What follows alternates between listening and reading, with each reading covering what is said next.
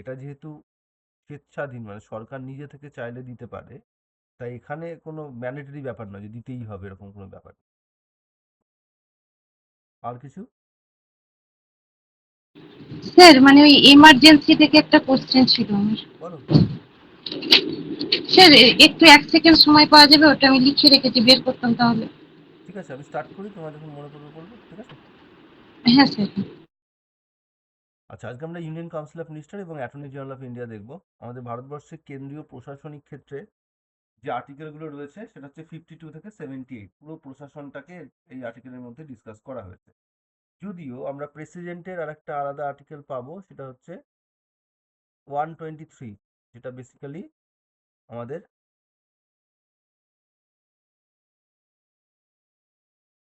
Article 123-তে দেওয়া আছে প্রেসিডেন্টের লেজিসলেটিভ পাওয়ার, কিন্তু সেটা কোনো এক্সিকিউটিভ পাওয়ার নয়। এক্সিকিউটিভ ম্যাটার মানে সেটা এই পোর্শন থেকে বিলং করবে। এই পোর্শনে অনেকগুলো পোস্ট আছে। কি কি পোস্ট আছে? প্রেসিডেন্ট আছে, ভাইস প্রেসিডেন্ট আছে, ইউনিয়ন কাউন্সিল অফ মিনিস্টার আছে, প্রাইম মিনিস্টার আছে, অ্যাটর্নি জেনারেল অফ ইন্ডিয়া আছে। ইউনিয়ন ক্যাবিনেটটা আবার আলাদা আর্টিকেল। ইউনিয়ন ক্যাবিনেটের আর্টিকেলটা অ্যাকচুয়ালি মূল সংবিধানে ছিলই না। প্রথম এটাকে অ্যাড করা হয়েছে 1978-এ। যখন অ্যাড করা হয়েছে তখন অ্যাড করা হয়েছে 352 ক্লজ 3। এই ইউনিয়ন এক্সিকিউটিভের পোর্শনটার মধ্যে আজকে আমরা ইউকম, মানে union council of minister, including union cabinet এবং প্রাইম মিনিস্টার পোর্শনটা দেখব। আর তার সঙ্গে অ্যাটর্নি জেনারেল অফ ইন্ডিয়া, যাকে আমাদের ভারতবর্ষের ফার্স্ট লিগাল অ্যাডভাইজার বা ফার্স্ট ল অফিসার বলা হয়, তার সম্পর্কে জানব। আমাদের ভারতবর্ষের শুধু নয়, গোটা বিশ্বে যেখানেই গভর্নমেন্ট রয়েছে, গভর্নমেন্টের 3টে প্রধান উইংস রয়েছে। তোমরা জানো যে ল মেকিং করার কাজ হচ্ছে লেজিসলেটিভ বডির, এক্সিকিউটিভের কাজ লটাকে এক্সিকিউট করা, আর জুডিশিয়াল কাজ হচ্ছে ওই ল নিয়ে কোনো রকম ডিসপিউট হলে that can be settle down বা লয়ের ইন্টারপ্রিটেশন করা, এটাই হচ্ছে জুডিশিয়ারি কাজ। আমাদের ভারতবর্ষে এক্সিকিউটিভ পোর্শনের যে স্ট্রাকচার, সেটা কিন্তু পার্লামেন্টারি সিস্টেমের স্ট্রাকচার। কেন পার্লামেন্টারি সিস্টেমের স্ট্রাকচারে কি হয়? বেসিক কনসেপ্টে পড়েছিলাম যে পার্লামেন্টারি সিস্টেম মানে সেখানে কেন্দ্র আর রাজ্যের মধ্যে সেখানে লেজিসলেটিভ আর এক্সিকিউটিভের মধ্যে রিলেশন খুব ভালো হয়। তারপরে লেজিসলেটিভ আর এক্সিকিউটিভ এখানে মিলেমিশে কাজ করে একে অন্যের সঙ্গে, যেটা কিন্তু আমরা প্রেসিডেন্সিয়াল ফর্মে পাবো না। প্রেসিডেন্সিয়াল ফর্মে কি হয়? এই দুটো পুরোপুরি সেপারেটলি কাজ করে। তো সেটা একটা গুরুত্বপূর্ণ বৈশিষ্ট্য ভারতবর্ষের পার্লামেন্টারি সিস্টেমে। দ্বিতীয় গুরুত্বপূর্ণ বৈশিষ্ট্য হচ্ছে এক্সিকিউটিভের এখানে দুটো পার্ট আছে, একটা রিয়েল পার্ট, একটা নমিনাল পার্ট। এটা দেখেও বোঝা যায় যে ভারতবর্ষ প্রেসিডেন্সিয়াল সিস্টেম নেই। প্রেসিডেন্টের পোস্ট থাকা মানে প্রেসিডেন্সিয়াল সিস্টেম থাকবে এরকম নয়। প্রেসিডেন্টের ভূমিকা কি সেটা বলে দেবে যে প্রেসিডেন্সিয়াল সিস্টেম রয়েছে কিনা। ভারতবর্ষে রাষ্ট্রপতির যে ভূমিকা তা হচ্ছে নমিনাল ভূমিকা, নমিনাল রোল প্লে করে। তার কারণ ভারতবর্ষ ব্রিটেনের মতো মোনার্কি নেই। ব্রিটেনে মোনার্কি আছে বলে ওখানে কিং বা কুইন নমিনাল রোল প্লে করে, পিএম বলে দেয় কি করতে হবে, কিং বা কুইন তার সেখানে সাইন করে দেয়। ভারতবর্ষে প্রাইম মিনিস্টার বলে দেয় কোথায় সাইন করতে হবে, তো প্রেসিডেন্ট দ্রৌপদী মুর্মু সেটা করে দেবে। কারণ ভারতবর্ষের কোন রকম বংশানুক্রমিক রাষ্ট্রপ্রধান নেই। ভারতবর্ষে যিনি রাষ্ট্রপ্রধান তিনি 5 বছর অন্তর নির্বাচিত হন। এটার কারণটা আমরা পড়েছিলাম প্রিয়াম্বলের ক্লাসে, যে India is a Republican country, so that's why ভারতবর্ষের রাষ্ট্রপ্রধান জনগণের দ্বারা নির্বাচিত হবে। সেই নির্বাচনটা ডিরেক্ট হতে পারে বা ইনডিরেক্ট। তো এই এক্সিকিউটিভের আমরা আজকে রিয়েল পার্টটা দেখব। এই পর্যন্ত ক্লিয়ার সবার? হ্যাঁ স্যার। হ্যাঁ স্যার। প্রিয়াশ্রী, তোমার কি এমার্জেন্সি কোশ্চেন ছিল, মনে এসেছে? হ্যাঁ স্যার। স্যার এমার্জেন্সি থেকে একটা লেখা বুঝতে পারিনি, একটু বুঝিয়ে দিন। এখানে বলেছে 38 constitutional amendment act 1975 made the satisfaction of president for invoking president's rules under article 356 beyond judicial review, but 44th amendment act deleted the provision and president's satisfaction was subjected to judicial review. প্রথমেরটা বললে 38 amendment act, হ্যাঁ এই জায়গাটা বুঝতে তারপরে পারিনি sir. তারপরেরটা বললে 24, না না, 44 44। 44টা। কিন্তু এটা শুধু 44 অ্যামেন্ডমেন্ট অ্যাক্ট নয়, পরবর্তীকালে 1994-এ এসআর বোমাই কেসেও তো এটা ক্লারিফাই করে দিয়েছে প্রথমে বলছে যে কোনো একটা ইমার্জেন্সি জারি করার ক্ষেত্রে প্রেসিডেন্ট যা বলবে সেটাই শেষ কথা। তো এরকম তো হওয়া উচিত নয়, কারণ আমাদের ভারতবর্ষ পার্লামেন্টারি সিস্টেমের দেশ। প্রেসিডেন্ট যা বলবে সেটাকেই শুনে নিতে হবে এরকম নয়। কারণ আমাদের এখানে কি বলছে, 44 অ্যামেন্ডমেন্ট অ্যাক্টে বলছে যে ইউনিয়ন ক্যাবিনেটের স্যাটিসফ্যাকশন থাকতে হবে, ইউনিয়ন ক্যাবিনেট রিটেন দেবে তার জন্য, সেই রিটেনের ভিত্তিতেই একমাত্র রাষ্ট্রপতি ইমার্জেন্সি ডিক্লেয়ার করতে পারবে।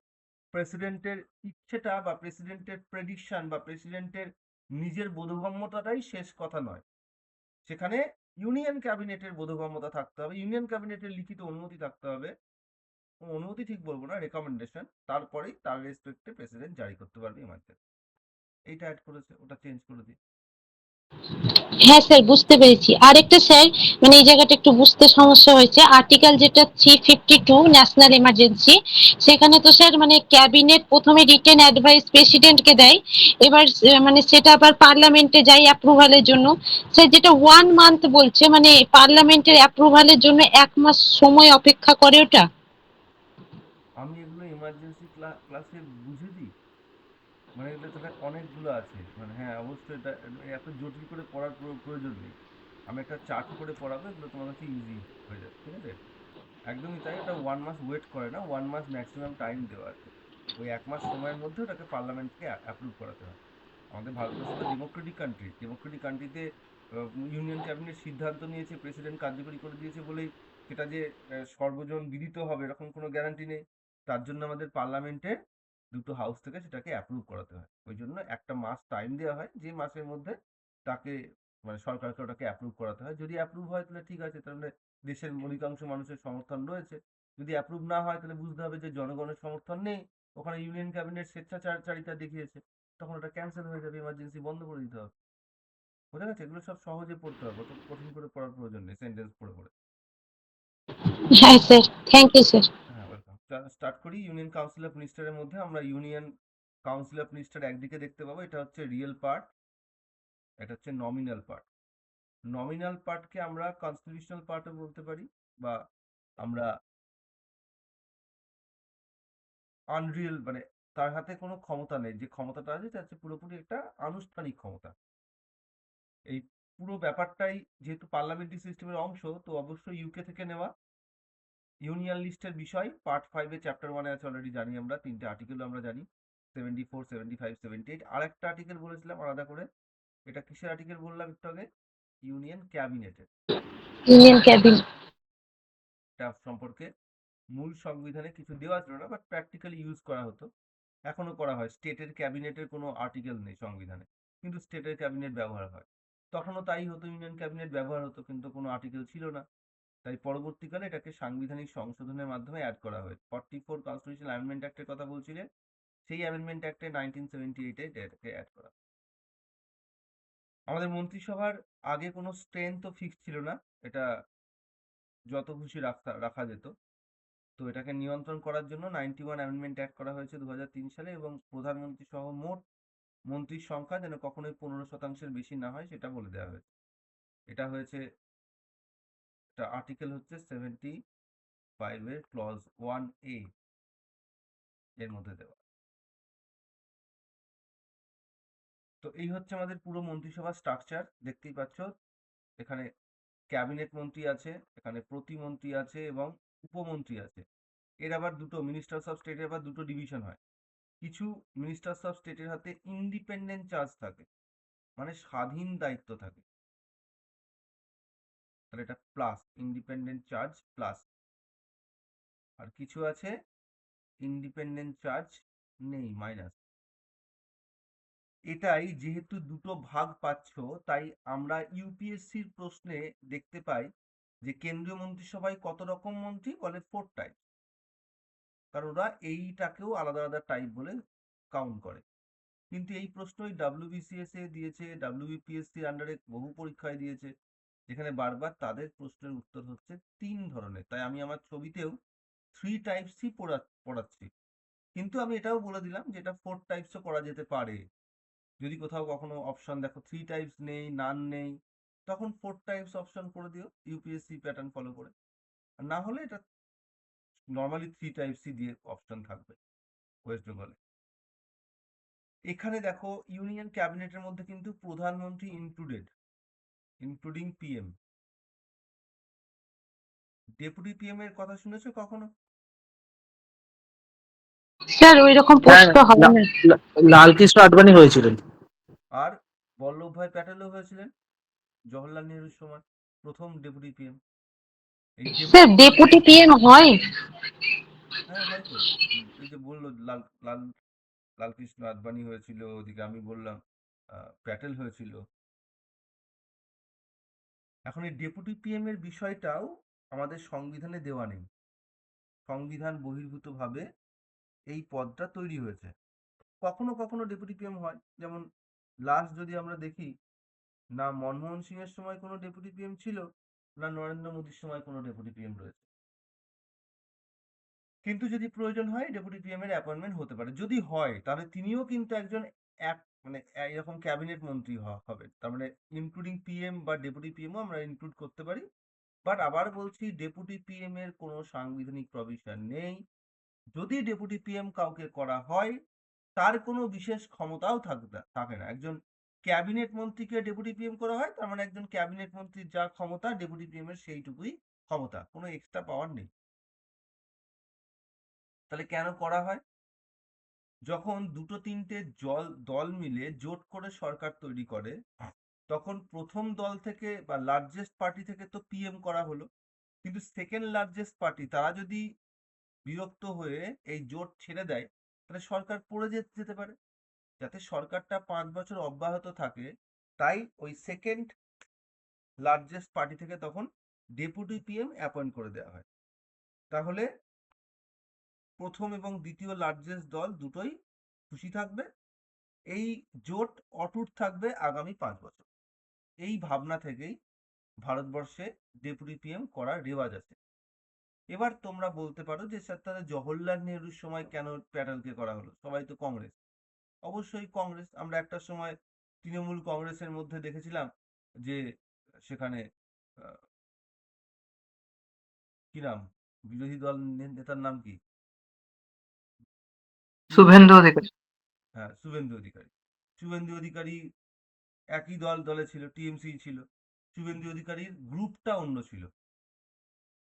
আমাদের মেদিনীপুরের যে গ্রুপ থাকতো টিএমসি, সেটা আলাদা গ্রুপ। এবং তাই শুভেন্দু অধিকারী যখন তার মনে হয়েছে যে টিএমসি দলে আর সুবিধে পাচ্ছি না, সে আলাদা দলে জয়েন করেছে এবং তার পুরো গ্রুপটাকে নিয়ে জয়েন করেছে।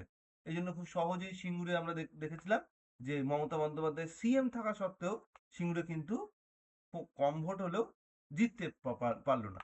তো এই ব্যাপারগুলো হয়। আমরা যদি দেখেছিলাম জওহরলাল নেহরু যখন প্রধানমন্ত্রী হয়, তখন জওহরলাল নেহরু তো প্রধানমন্ত্রী হওয়ার কথাই ছিল না। তিনি একই সঙ্গে বিদেশ মন্ত্রীও হয়েছিলেন এবং প্রধানমন্ত্রীও হয়েছিলেন। এখন তিনি প্রধানমন্ত্রী হবেন, এটা নিচু তলার কর্মী যারা কংগ্রেসের, তারা পছন্দ করেনি। কারণ নেহেরু কখনোই ভালো সংগঠক ছিলেন না। প্যাটেল ছিলেন, প্যাটেলকেই সবাই নিজেদের নেতা বলে মনে করতেন এবং পুরো সংগঠন, কংগ্রেস সংগঠন তখন খুব ভালো চলতো। সেই সংগঠনটাকে ধরে রেখেছিল প্যাটেল। তাই প্যাটেলকে যদি পুরোপুরি সাধারণ একজন মন্ত্রী হিসেবে রাখা হয়, তাহলে সেটা দলের জন্য ভালো নয়। তাহলে আর ওই অতদিন ওয়েট করতো না, তার আগেই হয়তো কংগ্রেসে ভাঙন ধরে যেত। তাই সেটাকে ঠিক রাখার জন্যই আমরা দেখবো যে প্যাটেলকে ডেপুটি পিএম করা হয়। তার মানে এটা শুধু কোয়ালিশন গভর্নমেন্টের ক্ষেত্রে হবে এরকম নয়। একই পার্টির মধ্যে ভিন্ন ভিন্ন গোষ্ঠী থাকে, সেই গোষ্ঠীগুলোর গুরুত্বর ওপর বেস করেও অনেক সময় ডেপুটি পিএম করা হতে পারে। ডেপুটি পিএম এর কনসেপ্ট ক্লিয়ার?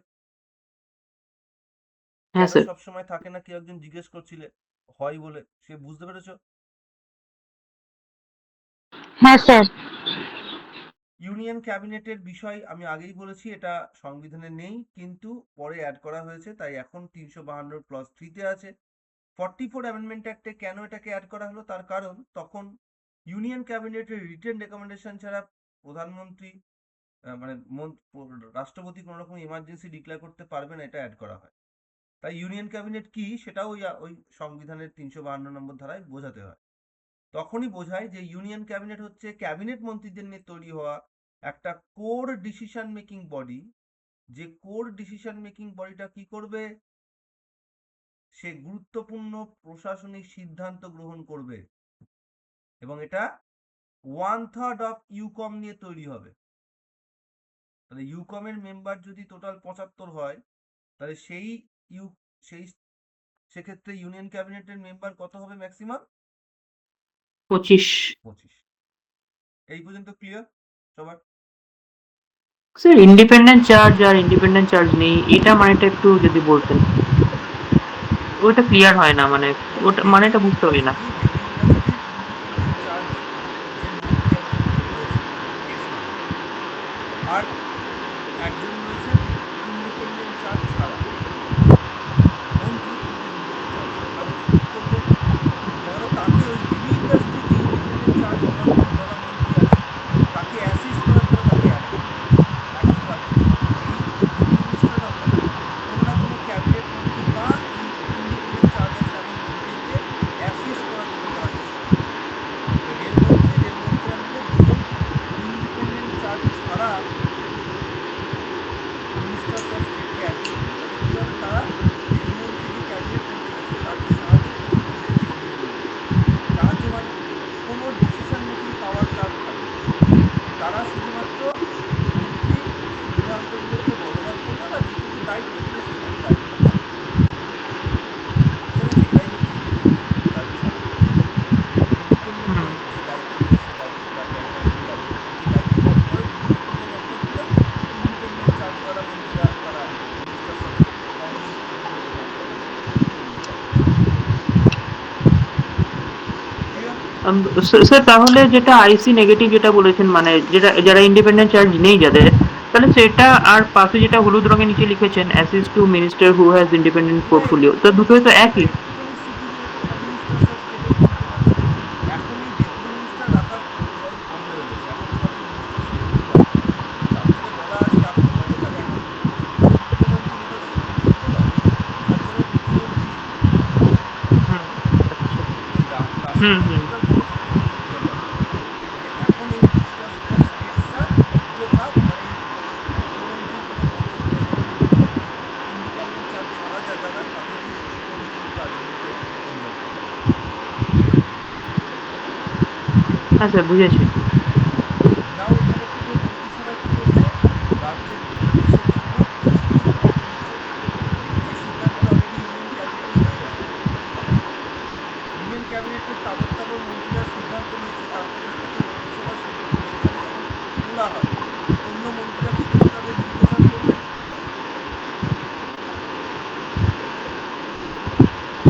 না না। কারণ যদি করে তাহলে তাদেরকেই কন্ট্রোভার্সি সৃষ্টি করতে হবে। এই সবসময় যেগুলো বেরোতে হয় যে কোনো সিদ্ধান্ত নিয়ে প্রধানমন্ত্রী নিজে সেই সংক্রান্ত স্যার সাহায্য এবং পরামর্শ রাষ্ট্রপতিকে দেওয়া উচিত। মানে এই তিনটে কাজ করতে প্রশাসনিক তিনটা কাজ করতে বলো। কেউ কিছু বলবে? তিনটে কাজ।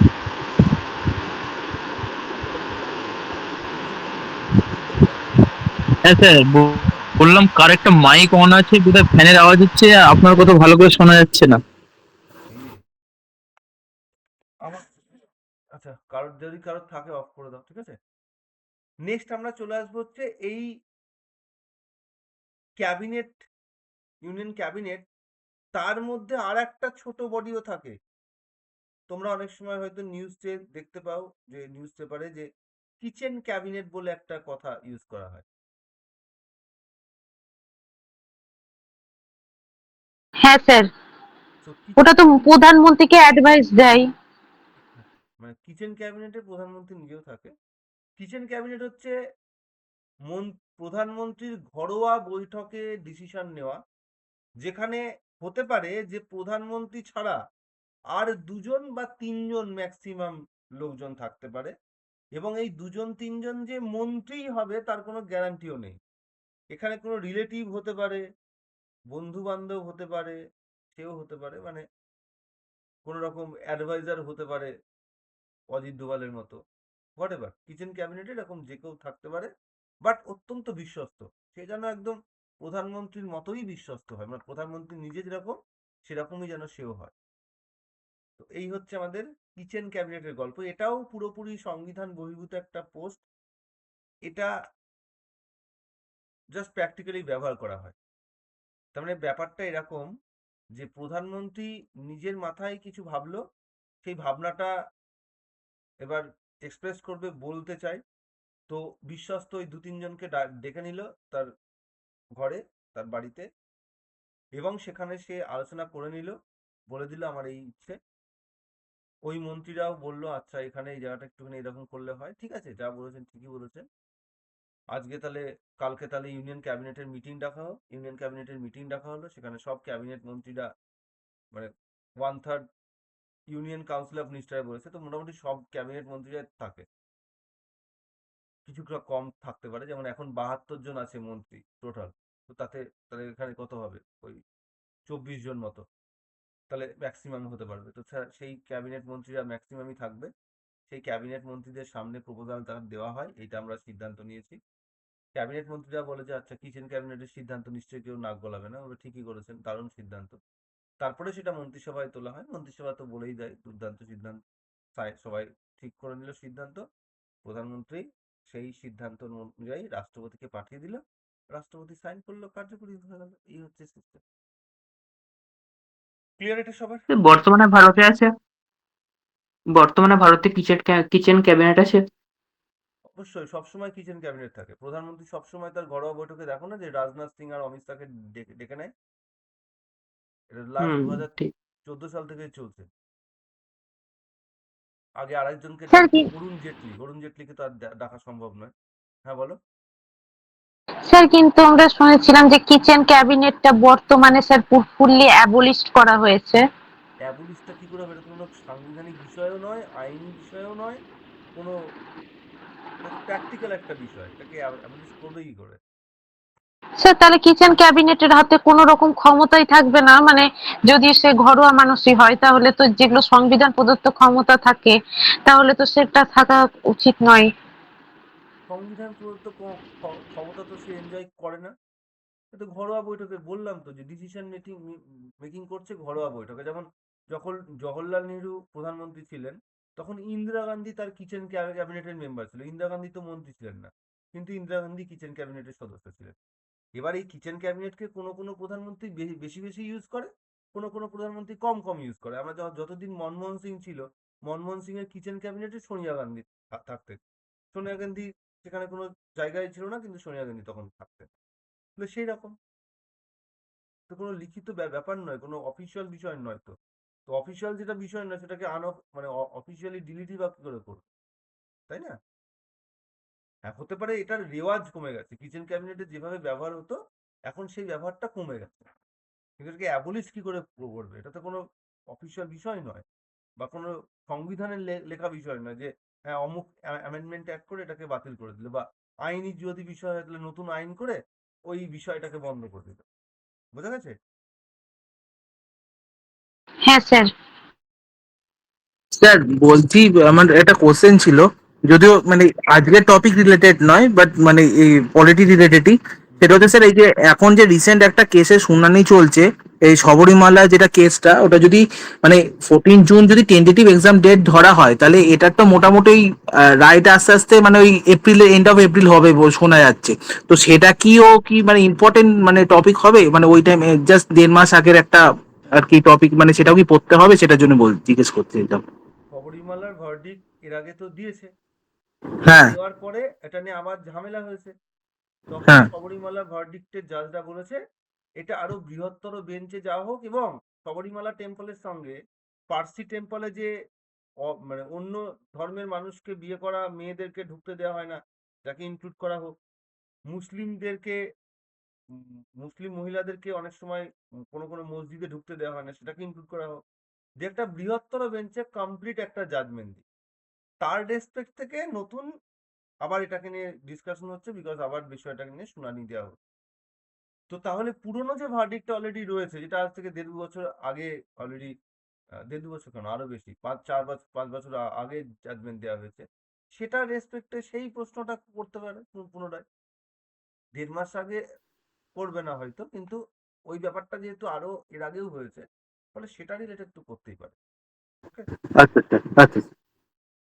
তাহলে আমাদের এখানে প্রধানমন্ত্রী হচ্ছে সেই সেতু, যে সেতুটা এই ইউকম আর রাষ্ট্রপতির মধ্যে মেলবন্ধন ঘটায়।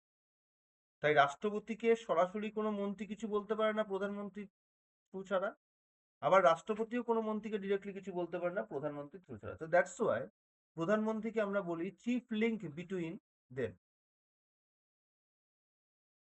আর এই পুরো মন্ত্রিসভাকে বলা হয় রিয়েল এক্সিকিউটিভ অথরিটি। আর যেহেতু এটাকে নেতৃত্ব দিচ্ছে প্রধানমন্ত্রী, মাথা হচ্ছেন তিনি, তাই রিয়েল এক্সিকিউটিভ হেড বললে আমরা পিএম কে বলবো। এক্ষেত্রে একটি ল্যাটিন টার্ম ইউজ করা হয়, দ্যাট ইজ ডি ফ্যাক্টো। রিয়েলের টার্মটা ডি ফ্যাক্টো, আর নমিনাল টার্মে ইউজ করা হয় সাংবিধানিক টার্মটা, যেটা হচ্ছে ডিজিও। তার মানে ডিজিওর হেডকে বা ডিফ্যাক্টো হেডকে বা ডিফ্যাক্টো অথরিটিকে বা ডিফ্যাক্টো কোর ডিসিশন মেকিং বডিকে এই বলে কোশ্চেন দিতে পারে। ক্লিয়ার সবটা? স্যার ডিসিশন মেকিং বডি বললে তো স্যার ইউকম হবে। রিয়েল হেড আগের দিন প্রেসিডেন্ট বললেন না? কে? উমা বলছি। হ্যাঁ, কি বলেছি? ডিজিওর মানে সাংবিধানিক। না ওই- না না, ওই রিয়েল হেডের কোশ্চেনটা যখন ছিল না, প্রেসিডেন্ট পিএম করে ফেলেছিলাম, তো আপনি বললেন না যেটা প্রেসিডেন্ট হবে, ওই রিয়েল হেড ওটা ভুলেই যায়, ওই জন্য জিজ্ঞেস করলাম। তুইও আমাকে কি কোশ্চেনটা কোথায় বলেছিলাম আমি এই মুহূর্তে মনে পড়ছে না। ডি ওই ফ্যাক্টো আগের দিনে যে এমসিকিউটাতে। হ্যাঁ, তুই আমাকে সেটা সেন্ড করো, ঠিক আছে? কি বলেছি আচ্ছা একবার আচ্ছা সেন্ড করে দিই। আচ্ছা স্যার ফ্যাক্টো আচ্ছা। হচ্ছে রিয়েল, ঠিক আছে? তো ডি ফ্যাক্টো মানে রিয়েল হেড, আর ডি জিওর মানে হচ্ছে নমিনাল। নমিনাল তো নয়, ডি জিওর মানে অ্যাকচুয়ালি সাংবিধানিক, শাসনতান্ত্রিক। তো সাংবিধানিক মানে নমিনাল হেডকে ইন্ডিকেট করতে। ওকে, তাহলে স্যার ডিজিও তো তাহলে প্রেসিডেন্ট হবে আর ডিফ্যাক্টো পিএম হবে। এক্স্যাক্টলি। ওকে, রিয়েল টার্মটার জায়গায় ডিফ্যাক্টো, যেখানে যেখানে রিয়েল আছে সব জায়গায় ডিফ্যাক্টো ইউজ করতে পারে। স্যার যেটা বললেন না এক্সিকিউটিভ অথরিটি মেকিং বডি, ওই বডি বললে তাহলে ইউকম হবে তো? হ্যাঁ, ডিসিশন মেকিং বডি বলা, ডিসিশন মেকিং অথরিটি বলা, এগুলো হুম সাধারণত টিমকে ইন্ডিকেট করে। আর হেড হুম বলা মানে একজনকে বলা, তখন সেটা পিএম কে ইন্ডিকেট করবে।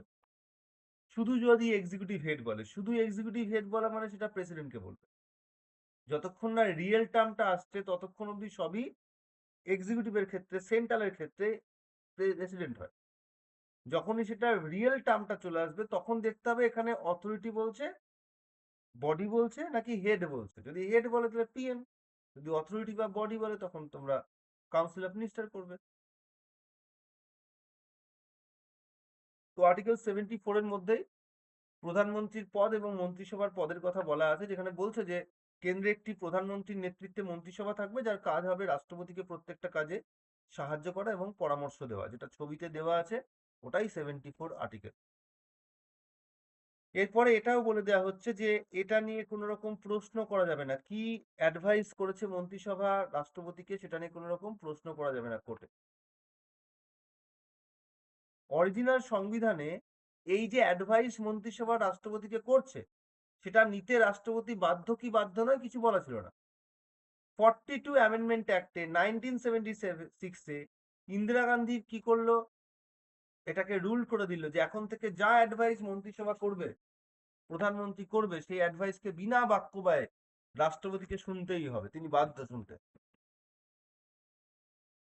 পরবর্তীকালে মোরারজি দেশাই সরকার এসে পরের বছরই মোরারজি দেশাই প্রধানমন্ত্রী হন, প্রথম অকংগ্রেসী প্রধানমন্ত্রী, যিনি এসে কি করলেন, এটাতে শিথিলতা নিয়ে আসলেন। সালটা হচ্ছে 1978।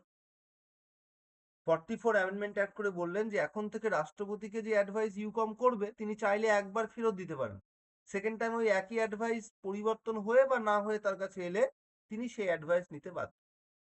তাহলে কিছুটা হলেও ডিলে করার ক্ষমতা 44 অ্যামেন্ডমেন্ট অ্যাক্ট দেয়, বাট এখনো দ্বিতীয়বারেও আলটিমেটলি সেটা শুনতে তিনি বাধ্যই থাকেন। এটা ক্লিয়ার হয়েছে? বোঝা গেছে? স্যার এই 42nd কনস্টিটিউশনাল অ্যামেন্ডমেন্ট অ্যাক্ট এটা অনেকটা সেই গায়ের জোরের মতো মনে হয় না? সমস্ত কিছুতে দেখা যাচ্ছে না প্রেসিডেন্টকে বাধ্য করা হচ্ছে, এরকম করা হচ্ছে। জোর করার কথা বেশিরভাগই দেখা যায় 42টাতে, আর 44টাতে ওর শিথিলতা। হ্যাঁ, কারণ 42 অ্যামেন্ডমেন্ট অ্যাক্টে করাই হয়েছিল ডিউরিং দি এমার্জেন্সি পিরিয়ড, হুম এবং বেশ কিছু ক্ষেত্রে কিছুটা ডিকটেটরশিপের মতো অ্যাক্টিভিটি করা হয়েছিল, যেটাকে 1977 সালে যখন মোরারজি দেশাই ক্ষমতায় আসে, এই আশাটা তার প্রধান টিআরপি ছিল যে আমি 42 অ্যামেন্ডমেন্ট অ্যাক্টে যা যা হয়েছে সব চেঞ্জ করে দেবো, যা যা ডিক্টেটরশিপ অ্যাক্টিভিটি হয়েছে সেগুলোকে আমরা সরিয়ে দেবো। তো সে এটা বলেই ভোট পেয়েছিল এবং তার জন্যই জনতা সরকার ফর্মেশন করতে পেরেছিল, প্রথম অকমোডেশি সরকার।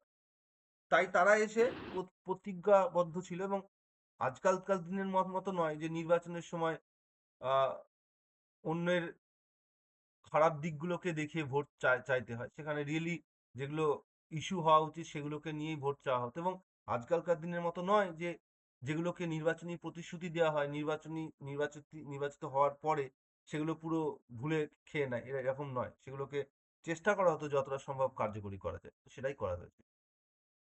ওকে, হ্যাঁ স্যার।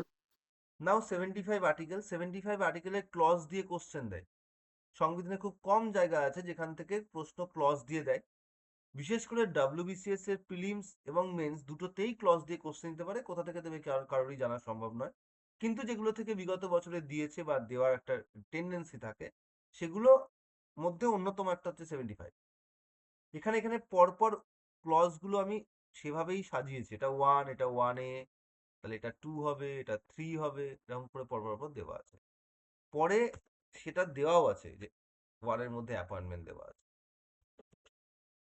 তারপরে 1A স্ট্রেংথ দেওয়া আছে, এভাবেই করা আছে। ঠিক আছে, কারোর যদি মনে হয় আমার পক্ষে সম্ভব হচ্ছে না, সে স্কিপ করে যেও এই মুহূর্তে, ঠিক আছে, কিন্তু এটা পড়তে হবে, মানে মেন্সের সময় তো পড়তেই হবে। তো ব্যাক করি আমরা।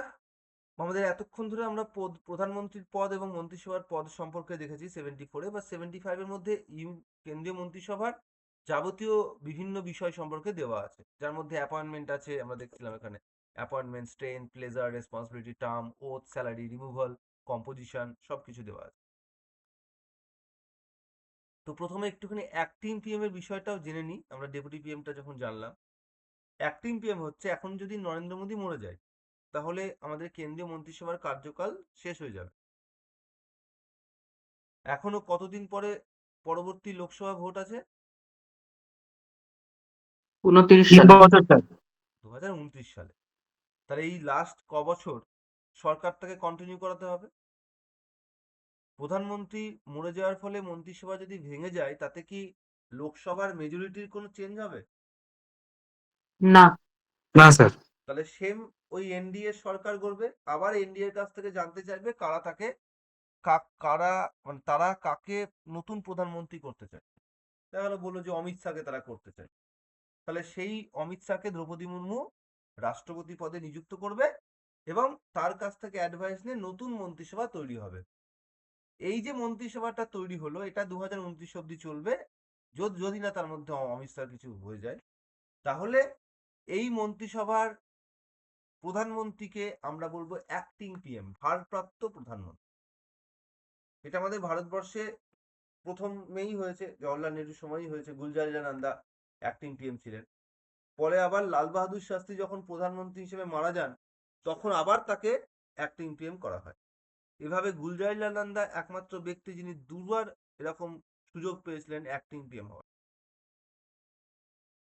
তাহলে পুরো মন্ত্রিসভা আবার গঠন করতে হবে না শুধু প্রধানমন্ত্রীকেই আবার নিয়োগ করা হবে? অমিত শাহ এসে প্রধানমন্ত্রী নরেন্দ্র মোদীর লোকগুলোকেই আবার মন্ত্রী করবে তার তো কোনো গ্যারান্টি নেই, চাইলেই সে চেঞ্জও করে দিতে পারে। আর স্যার এই উদাহরণটাতেই ধরুন তাহলে নরেন্দ্র মোদী যেখানে তার কনস্টিটিউয়েন্সি সেটাতে কি হবে, ওখানে কি আবার ভোট হবে না সেটা আবার একবার পরে যদি পরে? কোনো একটা সিটের যদি কোনো ভ্যাকেন্সি হয় তাহলে 6 হুম। মাসের মধ্যে সেখানে আবার নির্বাচন করিয়ে সেই সিটটাকে পূরণ করিয়ে নেওয়ার দায়িত্ব হচ্ছে ইলেকশন কমিশন অফ ইন্ডিয়া। তাই ওখানে উপনির্বাচন হবে, বলা হয় বাই ইলেকশন। আচ্ছা, ওকে, ঠিক আছে। হ্যাঁ তো অ্যাক্টিং পিএম আর ডেপুটি পিএম এর ফারাক ক্লিয়ার সবার?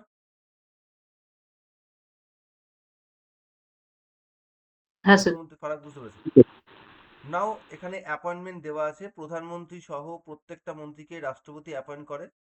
লোকসভা নির্বাচনের পরে যে দল বা জোট মেজরিটি পায় তাদের নেতাকে বা নেত্রীকে প্রধানমন্ত্রী করা হয় এবং তার অ্যাডভাইস নিয়ে বাকি মন্ত্রীদেরকে অ্যাপয়েন্ট করা। এইভাবে আমাদের পুরো মন্ত্রিসভার গঠন হয়। এখানে মাথায় রাখতে হয় যে প্রধানমন্ত্রী বা মন্ত্রীদেরকে অ্যাপয়েন্ট করার সময় তারা যেন অবশ্যই পার্লামেন্টের যে কোনো একটা কক্ষের মেম্বার হয়, হয় লোকসভার নয় রাজ্যসভার। বলতে পারবে কোনো নমিনেটেড এমপি কি মন্ত্রী হতে পারবে?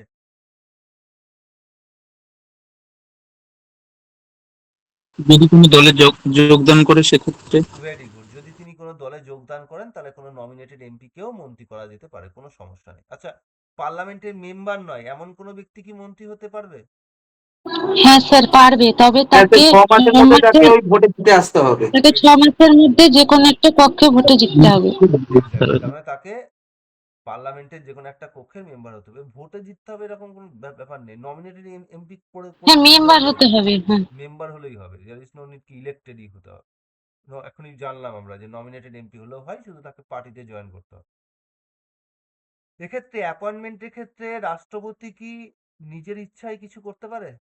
মানে কারোর মনে হলো যে এই ছেলেটিকে বা এই মেয়েটিকে যদি একটু প্রধানমন্ত্রী করতাম, বহুদিনের ইচ্ছে আমার, এরকম কি তিনি ইচ্ছা মানে পূরণ করতে পারেন?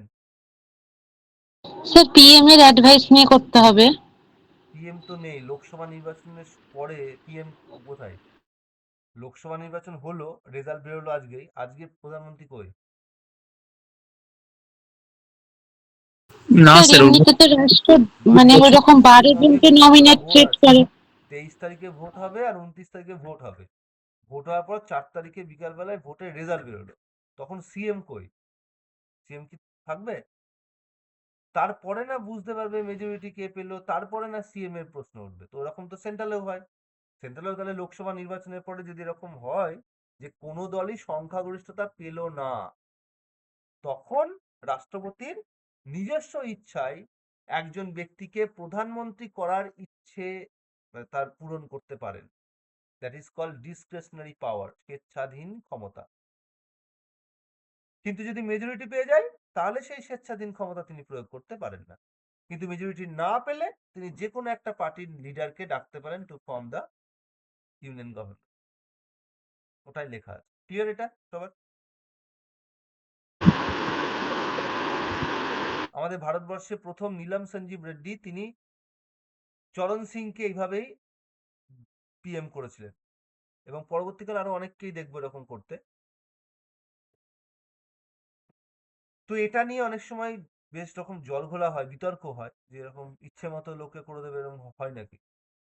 তো তখন দিল্লি হাইকোর্টে একটা জাজমেন্ট দেয়, দিল্লি হাইকোর্ট 1980 সালে। দিল্লি হাইকোর্ট বলে যে এরকম কোনো প্রয়োজন নেই যে তাকে আগে থেকেই মেজরিটি প্রুভ করতে হবে। সরকার গড়ার পরে 10 দিনের মধ্যে একটা কনফিডেন্স মোশনের ভোট হয়।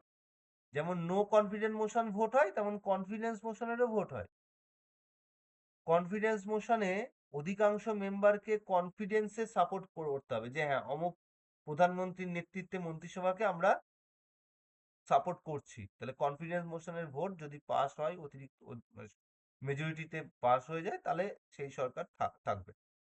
এই কনফিডেন্স মোশনের ভোটটাকে বলা হয় float test, also known as float test. আমাদের ভারতবর্ষে বহুবার এরকম হয়েছে। চরণ সিং এর সময়, ভিপি সিং এর সময়, চন্দ্রশেখরের সময়, নরসিংহ রায়ের সময়, দুবার অটল বিহারী বাজপেয়ী, এগুলো সব আর কে গুজরাল, দেবে গৌড়া, এদের সব হচ্ছে এভাবেই সরকার তৈরি হয়েছে। মানে স্যার ভোটের পরে ভোটে জিতে এসে আবার আরেকটা কনফিডেন্স টেস্ট এই টাইপের? হ্যাঁ, কনফিডেন্স টেস্ট মানে কি, আমরা তো মাইনরিটি পার্টির কে ডেকেছি সরকার করতে। তো সেই মাইনরিটি পার্টিকে ডেকে সরকার করে যদি দুদিন পরে বাজেট পেশ করতে গিয়ে বাজেটটা ফেল করে দেয় পাস করতে, তাতে এমনিও সরকার পড়ে যাবে। মানি বিল পাস করাতে গেলে রিজেক্টেড হয়ে গেল, তাহলে এমনিই সরকার পড়ে যাবে। তো সেটাকে দেখতে হবে না যে সরকার টিকবে কিনা। সরকার টিকাতে গেলে তো মোর দ্যান অর্ধেকের সাপোর্ট পাওয়াতে হবে, তবে না সরকারটা টিকবে। স্যার বলো। মানে ধরুন এরকম পড়েছিলাম যে মানে কোন দল ধরুন জোটে মানে সাহায্য নিয়ে জিতেছে, মানে কোন একটা কোটা পূরণ করতে হয় মানে পাস করতে গেলে। তো সেটা ধরুন ও একা পায়নি মেজরিটিটা, তো কোনো দলকে জোট করে সেটা পেয়েছে। এবার মানে যখন সেই দলটার ইচ্ছে হলো না যে আমি এর সঙ্গে আর থাকবো, তখন সে বিচ্ছিন্ন হয়ে গেল, তাহলে সেক্ষেত্রে তো স্যার যেটা রুলিং পার্টি চলছে তার তো নো কনফিডেন্স মোশন কাজ করবে, তখন তাহলে কি হবে সেক্ষেত্রে? তো যাই হবে সবই কনফিডেন্ট মোশন বা ফ্লোর টেস্টে তো প্রুভ হয়ে যাবে। 32খানা দল নিয়ে 32+ দল নিয়ে এনডিএ আছে। তো এনডিএ সরকার গড়তে গিয়ে দেখা গেল 32টার মধ্যে 30খানা বেরিয়ে চলে গেছে, শুধু দুটো দল পড়ে আছে, বিজেপি পড়ে আছে আর বিএসপি পড়ে আছে। তো ঠিক ঠিক আছে, কনফিডেন্ট মোশন তাহলে হেরে যাবে, সরকার পড়ে যাবে, মানে সেই সরকার যে সরকারকে ডেকেছিল সরকার গড়ার জন্য, মানে ধরো এনডিএ গভর্নমেন্ট তৈরি হয়েছিল, প্রধানমন্ত্রী নরেন্দ্র মোদীকে করা হয়েছে। তো যদি কনফিডেন্ট মোশন করায়, কনফিডেন্ট মোশন যদি হেরে যায়, তাহলে বোঝা যাবে যে সরকারের মেজরিটি নেই, পড়ে যাবে সরকার। সে তাকেও 10 দিনই সময় দেওয়া হবে মানে কনফিডেন্স মোশনটা পাস করার জন্য? ম্যাক্সিমাম 10 ডেজের সময় দেওয়া আছে, 10 ডেজের জায়গায় 7 দিনও করতে পারে বা 6 দিনও করতে পারে, যেটা সুবিধে, ম্যাক্সিমাম 10 ডেজের মধ্যে করতে হবে। ওকে। হ্যাঁ স্যার, বুঝতে পেরেছি। আমাদের ভারতবর্ষে এখনো অব্দি 6জন এরকম মুখ্যমন্ত্রী রয়েছেন যারা পরবর্তীকালে প্রধানমন্ত্রী হয়েছিলেন। নিচে সেগুলো দেওয়া আছে: মোরারজি দেশাই, চরণ সিং, ভিপি সিং, নরসিমা রাও, দেবে গৌড়া আর নরেন্দ্র মোদী। এরপরে স্ট্রেংথ দেওয়া আছে ক্লজ 1A-তে। অলরেডি এটা বলেছি, 91 অ্যামেন্ডমেন্ট অ্যাক্টে বলে দেওয়া হয়েছে যে 15% of the lower house, this is the maximum strength of the council of minister, including prime minister and other ministers. বর্তমানে আমাদের ভারতবর্ষের যে কেন্দ্রীয় মন্ত্রিসভা, তাতে 72 জন মন্ত্রী আছে এবং এদের হাতে কারো মানে টোটাল মিনিস্ট্রি আছে 55টা আর 100টা ডিপার্টমেন্ট আছে। মনে রাখবে, কেন্দ্রের সরকারের যারা মন্ত্রী হয় তারা সব মন্ত্রকের মন্ত্রী হয়, রাজ্যের যারা মন্ত্রী হয় তারা ডিপার্টমেন্টের মন্ত্রী হয়। এই মিনিস্ট্রিগুলোকেই বলা হয় পোর্টফোলিও বা দায়িত্ব। এই পোর্টফোলিও কেন্দ্রে হচ্ছে মিনিস্ট্রি, আর এই পোর্টফোলিও রাজ্যের ক্ষেত্রে কি হয়ে যাবে, এটাই হয়ে যাবে ডিপার্টমেন্ট। যদিও পোর্টফোলিওর আন্ডারেও বিভিন্ন ডিপার্টমেন্ট থাকতে পারে, যেটা দেখতেই পাচ্ছ এখানে 55টা মিনিস্ট্রির আন্ডারে 100টা ডিপার্টমেন্ট কাজ করে। এনডিএ কোয়ালিশন এখন যেটা রয়েছে 2026 সালের রেসপেক্টে 30+32টা মতো পার্টি রয়েছে এই মুহূর্তে, যেটা পরিবর্তন হয়, মধ্যে মধ্যে এদিক ওদিক হয়। সামনে বিধানসভা ভোট আছে 4টে স্টেটে, কোথাও বেরিয়ে যেতে পারে, কোথাও আরো অ্যাড হতে পারে। লোকসভা সিটস এই মুহূর্তে 292টা, তারা এনডিএর আন্ডারে রয়েছে মেজরিটি। আর রাজ্যসভাতে আগে 120 ছিল, রিসেন্টলি বিভিন্ন ভোট হয়েছে, তার ফলে 141টা সাপোর্ট তারা পায়। তো এই জন্যই আমরা দেখলাম যে 131 নম্বর বিলটা তারা রিজেক্ট করলো, কারণ হচ্ছে 292টা সিট নিয়ে তো ওটা পাস করা সম্ভব না। আমরা তো পড়েছিলাম মেজরিটি কিভাবে হয়। তো সেই মেজরিটিতে ওটা পাস করাতে পারলো না, বিকজ অফ কি, ল্যাক অফ সাপোর্ট। অনেক সময় এরকমও হয় যে এমনি আছে যে 292, কিন্তু বাইরে থেকে আরো 50 জন এমপি সাপোর্ট করে। বাইরে থেকে কেন করে?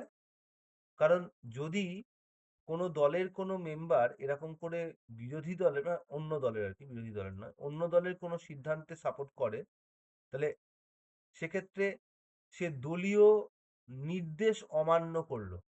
এই দলীয় নির্দেশকে বলা হয় হুইপ। হুইপ অমান্য করলো, সেই কারণ দেখিয়ে তাদেরকে এডি এর আন্ডারে তাদেরকে ডিসকোয়ালিফাই করে দেওয়া যায়।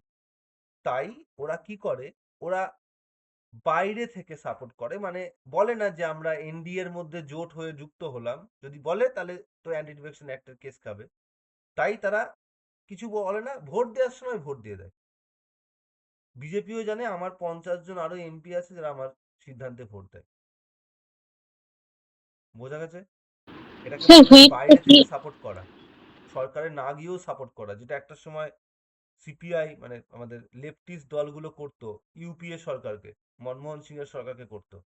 তারপরে যখন নিউক্লিয়ার চুক্তি হলো তখন সিপিআই সমর্থন তুলে নিয়েছিল বাইরে থেকে যে সাপোর্টটা করতো। বলো কি বলছো? স্যার হুইপটা কি একবার বলে দিচ্ছে? দলীয় নির্দেশ মানে 131 নম্বর বিল এসেছে, মমতা বন্দ্যোপাধ্যায় বলে দিয়েছে যে আমার দলের যারা এমপি রয়েছে পার্লামেন্টের লোয়ার হাউসে, তারা কেউ যেন এই বিলে সাপোর্ট করবে না, 131 নম্বর কনস্টিটিউশনাল অ্যামেন্ডমেন্ট বিলে। দেখা গেলো দেব গিয়ে সাপোর্ট করে দিয়েছে, দেব গিয়ে ওই বিলে সাপোর্ট করে দিয়েছে। তাহলে এইটা হচ্ছে দলীয় হুইপ কি ছিল, দলীয় নির্দেশ কি ছিল, কেউ সাপোর্ট করবে না। দেব গিয়ে কি করলো, সেটা অমান্য করে সাপোর্ট করে দিল। তাহলে এটাকে বলা হয় হুইপ। দলীয় নির্দেশ হচ্ছে হুইপ। এটা দলীয় নির্দেশ কিন্তু এরকম নয় যে দলীয় নির্দেশ দিল আজকে মমতা বন্দ্যোপাধ্যায়ের বাড়িতে ইফতার পার্টি আছে, সবাইকে ডাকা হয়েছে, সেই ইফতার পার্টিতে জয়েন করতে হবে, সেটা কোনো দলীয় নির্দেশ নয়। দলীয় নির্দেশ হচ্ছে পার্লামেন্টের কোনো কাজকর্মের দলীয় নির্দেশ। সেটা কোনো বিল পাশের ক্ষেত্রে বা কোনো রেজলিউশন উত্থাপনের ক্ষেত্রে, বা কোনোদিন অনেক সময় হয় না যে হল্লা করে বেরিয়ে যাচ্ছে, তো দলীয় হুইপ বললো যে আমরা হল্লা করে বেরিয়ে যাবো আজকে, তো সেটাও দলীয় নির্দেশ। বা বললো যে আমি আজকে আমার দলের এমপিরা কেউ ভোট দেবে না, আমরা ভোটদানে বিরত থাকবো। ভোটদানে বিরত থাকলে মজাটা কি বলতো? এই 131 নম্বর বিলের রেসপেক্টে বলতে পারবে যে ভোটদানে বিরত থাকা মানে কি? মানে আজকে যে নরেন্দ্র মোদী সরকার বলছে না যে এরা এই বিল পাস হতে দিল না কারণ ওরা এর বিরুদ্ধে সাপোর্ট করেছে মহিলাদের, তাহলে ওরা স্বার্থ বিরোধী। যদি কেউ ভোট দান থেকে বিরত থাকতো তাহলে এইটা তাদের বিরুদ্ধে বলতে পারতো না, কারণ তাতে বলে আমরা ভাই ভোট দানের বিরোধী থেকেছি, আমরা সাপোর্টও করিনি, আমরা এটাকে বিরুদ্ধাচারণও করি। তো এটা হচ্ছে নিউট্রাল স্ট্যান্ড থাকা, one kind of neutral stand. এই ভোট দানে বিরত থাকে কারা? যারা নমিনেটেড এমপি। এগুলো সব কিন্তু পার্লামেন্টের ক্লাসে আমি পড়িয়েছিলাম, কারণ মনে পড়ছে কিনা আমি জানি না। হ্যাঁ স্যার। ওকে, তাহলে এই পর্যন্ত ক্লিয়ার। প্লেজারে ঢুকি। যে কোনো মন্ত্রীকে তার পদ থেকে রিমুভ করার ক্ষমতা রাষ্ট্রপতির হাতে রয়েছে। যদি প্রধানমন্ত্রী হয় অনাস্থা প্রস্তাব লাগবে, লোকসভার রেকমেন্ডেশন লাগবে, আর যদি অন্য মন্ত্রী হয় যে কোনো সময় পিএম বলে দিলেই সেই মন্ত্রীকে রিমুভ করে দেবে। যেহেতু প্রত্যেকটা মন্ত্রী তার পদে থাকছে রাষ্ট্রপতির সন্তুষ্টির ওপর, তাই বলা হয় যে all minister shall hold their office during the pleasure of the president. আর যৌথ দায়িত্বশীলতা কাকে বলা হয়? যেহেতু মন্ত্রিসভার যে কোনো মন্ত্রীর বিরুদ্ধে অনাস্থা প্রস্তাব পাশ হওয়া মানে পুরো মন্ত্রিসভার বিরুদ্ধেই পাশ হওয়া, তাই এটাকে বলা হয় কালেকটিভ রেসপন্সিবিলিটি। কারণ এখানে একটা টিম ওয়ার্ক কাজ করে। ইন্ডিয়ান ক্রিকেট টিমে যেমন কোনো একজন বাজে বল করলো বা বাজে ব্যাট করলো, তার প্রভাব তার ব্যক্তিগত স্কোরে নয় বরং পুরো টিমের স্কোরে পড়বে, ঠিক এখানেও তাই। কোনো একজন মন্ত্রী বাজে কাজ করলো, বাজে করাপশন করলো, তাহলে সেটার প্রভাব কিন্তু গোটা মন্ত্রিসভাতেই পড়বে। তাই তার বিরুদ্ধে অনাস্থা প্রস্তাব পাশ হওয়া মানে পুরো মন্ত্রিসভার বিরুদ্ধেই অনাস্থা প্রস্তাব পাশ হওয়া, তখন পুরো মন্ত্রিসভাকে রিজাইন দিতে হয়। এই কালেকটিভ রেসপন্সিবিলিটির ক্ষেত্রে একটা টার্ম ইউজ করা হয় যে you come swim and sings together. সাঁতারও কাটলে একসঙ্গে কাটে, ডুবলেও একসঙ্গে ডুবে। স্যার তার মানে কালেকটিভলি এরা ইয়ের কাছে রেসপন্সিবল থাকবে, মানে লোয়ার হাউস লোকসভার কাছে যেখানে অনাস্থা প্রস্তাব পাস হবে। আর স্যার মানে একক মন্ত্রীগুলো তারাও কি মানে লোয়ার হাউসের কাছে? না, ইন্ডিভিজুয়ালি প্রত্যেককে মন্ত্রকের দায়িত্ব দিয়েছে কে? PM, right. শপথ গ্রহণ করিয়েছে কে? প্রেসিডেন্ট। প্রেসিডেন্ট। পিএম নিজের কোনো মন্ত্রক নেই পিএম এর হাতে। পিএম কে দায়িত্ব কে দিয়েছে? প্রেসিডেন্ট। তাহলে সবাই ইন্ডিভিজুয়ালি কার কাছে রেসপন্সিবল কাজ করতে না পারলে? প্রেসিডেন্টের কাছে। তাই আনসার হবে তখন প্রেসিডেন্ট।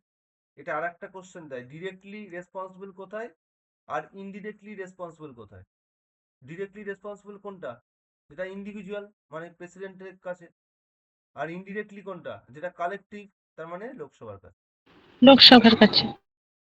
না ওথ, শপথ গ্রহণ দেওয়া আছে যে প্রেসিডেন্ট প্রত্যেককে শপথ গ্রহণ করাবে, থার্ড শিডিউলে ডিটেলস দেওয়া আছে। কোয়ালিফিকেশনের কথা বলা আছে, ওইভাবে বলা নেই কোয়ালিফিকেশন, ওই 6 মাসের কথা বলছিলাম, 6 মাসের মধ্যে তাকে যে কোনো একটা কক্ষের মেম্বারশিপ নিতে হবে, তো সেটা বলা আছে। অ্যান্টি ডিফেকশন লয়ের থ্রু দিয়ে যদি কারোর সদস্যপদ বাতিল হয়ে যায়, কোনো মন্ত্রী রয়েছে এবং তারপরে তার অ্যান্টি ডিফেকশন অ্যাক্ট অনুযায়ী তার সদস্যপদই নেই আর, তাহলে সেক্ষেত্রে তার মন্ত্রিত্ব পদ আর থাকবে না 6 মাসের পরে। স্যালারির ক্ষেত্রে বলা হয়েছে এটা পার্লামেন্ট ঠিক করে দেবে, চার্জ করা হবে কনসলিডেটেড ফান্ড অফ ইন্ডিয়া থেকে, যেখানে এমপিদের স্যালারি, যেখান থেকে এমপিদের স্যালারি হয়। পিএফআই ফুল ফর্ম নিশ্চয়ই জানো, কনসলিডেটেড ফান্ড অফ ইন্ডিয়া।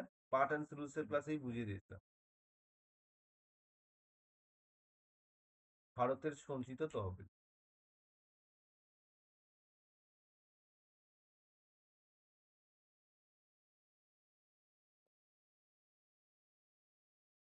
কতদিন কার্যকাল থাকবে? নর্মাল কার্যকাল তো 5 বছর, বাট এটা আলটিমেট নয়, যে কোনো সময় অনাস্থা প্রস্তাব পাস হয়ে যেতে পারে। তাই যতদিন তারা লোকসভাতে মেজরিটি রাখতে পারবে, কনফিডেন্স রাখতে পারবে, ততদিন তারা ক্ষমতায় থাকবে।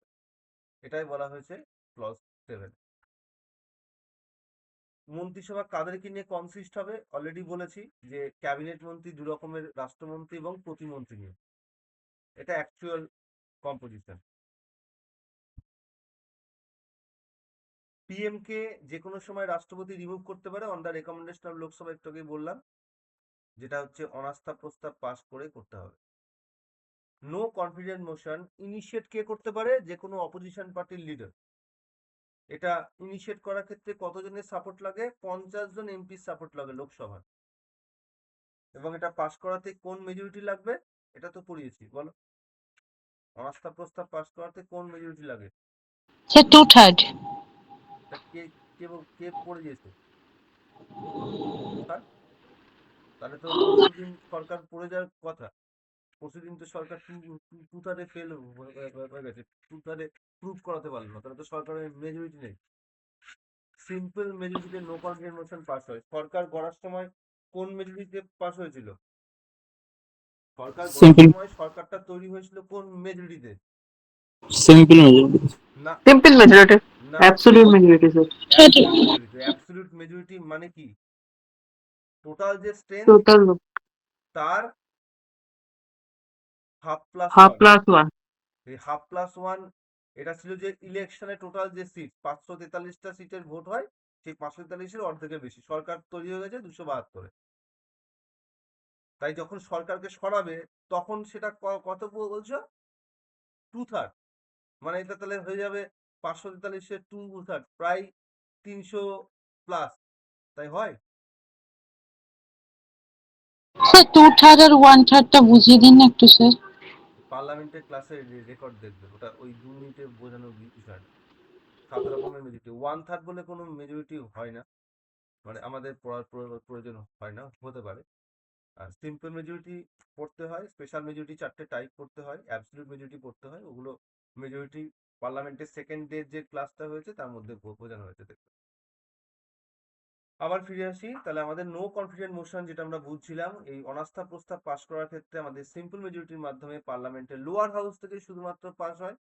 এটা আমাদের ভারতবর্ষে এখনো অব্দি 28 বার হয়েছে, সর্বশেষ হয়েছে 2023-এ। তেলেগু দেশম পার্টির একজন এমপি শ্রীনিবাস, তিনি হচ্ছেন এটাকে ইনিশিয়েট করেছিলেন নরেন্দ্র মোদীর বিরুদ্ধে, অ্যান্ড সেটা ফেল হয়েছে, পাস হয়নি। প্রথমবার হয়েছিল নেহেরুর সময় 1963 সালে। পরের বছরই নেহেরু কিন্তু মারা গিয়েছিলেন, মানে তার কার্যকাল শেষ হয়ে গেছিল। 63 সালে তার বিরুদ্ধে অনাস্থা প্রস্তাব তোলা হয়েছিল প্রথম। এই 28 বারের মধ্যে 11 বার এটা নিয়ে ডিসকাশন হয়েছে, এবং খুব কম বার, আমার এক্স্যাক্টলি মনে নেই, সম্ভবত 4 বার মতো এটা পাস হয়েছিল আমাদের ইন্ডিয়াতে।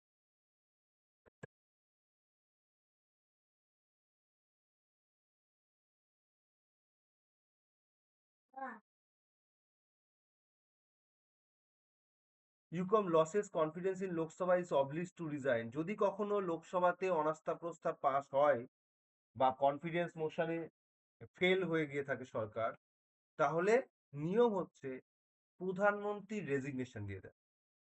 প্রধানমন্ত্রী রেজিগনেশন দেওয়া মানে পুরো মন্ত্রিসভায় রিজাইন দেওয়া। প্রধানমন্ত্রী কাকে রেজিগনেশন দেবেন? যিনি অ্যাপয়েন্ট করেছেন তাকেই দেবে, তার মানে রাষ্ট্রপতিকে দেবে। অন্য কোনো যদি মন্ত্রী রেজিগনেশন দেয়, যে কোনো মন্ত্রী এক্সেপ্ট পিএম, তাহলে শুধুমাত্র তার পদটাই ভ্যাকেন্ট হয়। মানে অমিত শাহ যদি আজকে রিজাইন দেয়, তাহলে শুধুমাত্র স্বরাষ্ট্র মন্ত্রকের পদটাই ভ্যাকেন্ট হয়, তখন আর এক নতুন ব্যক্তিকে সেই স্বরাষ্ট্র মন্ত্রকের দায়িত্ব দেওয়া হবে। কিন্তু যদি নরেন্দ্র মোদী রিজাইন দিয়ে দেয়, তাহলে পুরো সরকার পড়ে যাবে বা নতুন করে ফ্রেশ ইলেকশন করানো হবে। সেই ইলেকশনকে আমরা কোন ইলেকশন বলবো? পড়িয়েছি already, by election. Mid term by election, election. মধ্যবর্তী নির্বাচন বলা হয়। বাই ইলেকশন বলা হয় একটা দুটো সিটের ক্ষেত্রে, আর পুরো হাউসের ক্ষেত্রে বলা হবে মিড টার্ম ইলেকশন। এটা আরেকবার বলুন। প্রধানমন্ত্রী যদি রিজাইন দেন তাহলে পুরো মন্ত্রিসভা রিজাইন দেওয়া বোঝায়। আর যদি ইন্ডিভিজুয়াল একজন মন্ত্রী রিজাইন দেয় সেক্ষেত্রে শুধুমাত্র তার পদটাই ভ্যাকেন্ট হয়।